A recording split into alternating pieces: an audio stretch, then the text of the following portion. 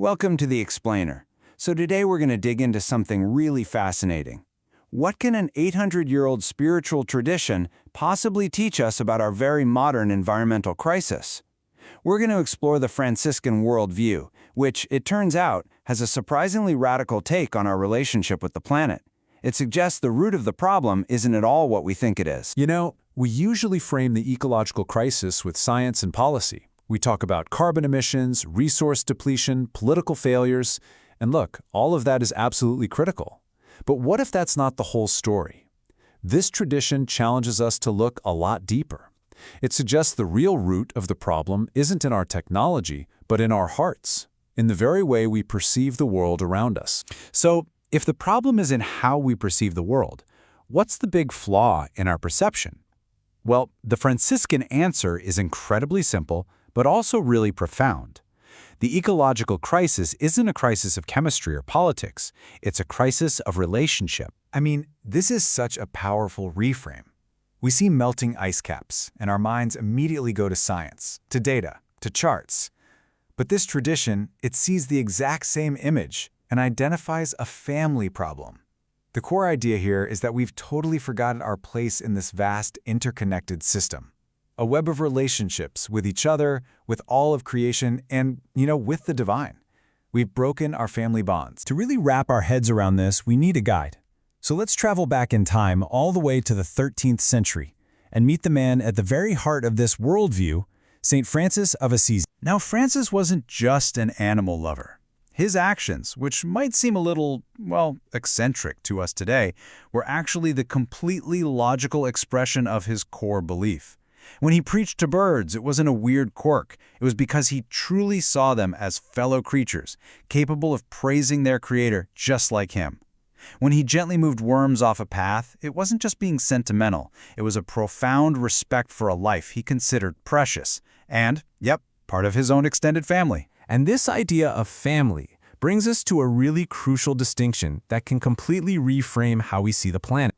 Okay, get this. The words we use for managing our planet, ecology, and for managing our resources, economy, they both come from the exact same Greek word, oikos. But here's the thing. Oikos doesn't just mean a house. It means a home, a household.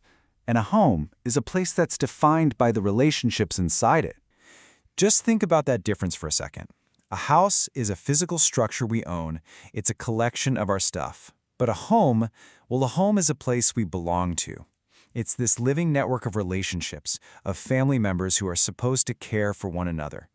The Franciscan view basically argues our whole crisis comes from this one huge mistake.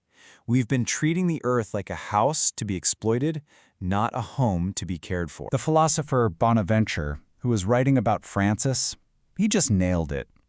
True existence isn't just about breathing in a physical space. It's about being in a place of love with those you love. That's what transforms a simple house into a home, and a planet into a sacred community. So this choice, seeing the earth as a house or a home, it's not just some philosophical exercise. It leads to two completely different ways of living, two opposing models for our very existence, kinship versus exploitation. Here's how it breaks down. In the kinship model, the Franciscan way, creation is your family. The earth is a living subject, our sister, Mother Earth, and the whole goal is harmony. But then you have the exploitation model.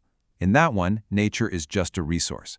The earth is dead matter, basically raw material for us to use, and the goal is to compete and to dominate. And this distinction is so important.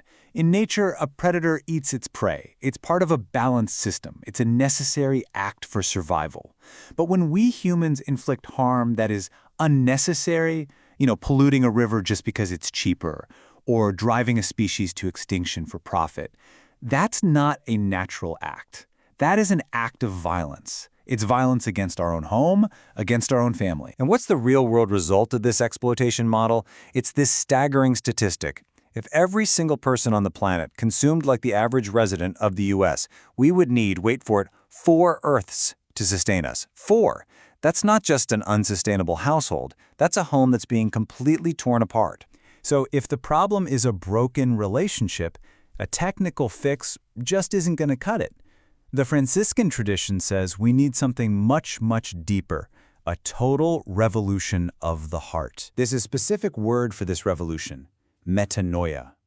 Now, it often gets translated as repentance, but that word is way too weak.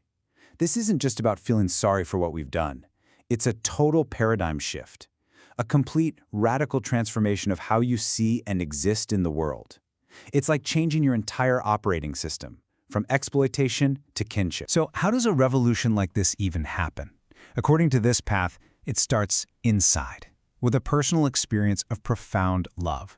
From there, you start to recognize that that same love is poured into everything: the sun, the water, the animals. And that recognition changes you. When creation suffers, you no longer just see a sad news story. You feel the pain of a family member.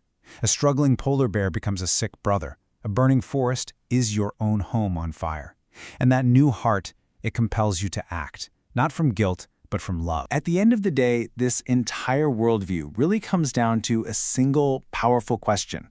Can we learn to see the world not as a collection of objects, but as a communion of subjects? And the simplest practice of this tradition is also its most profound. It's the simple act of naming.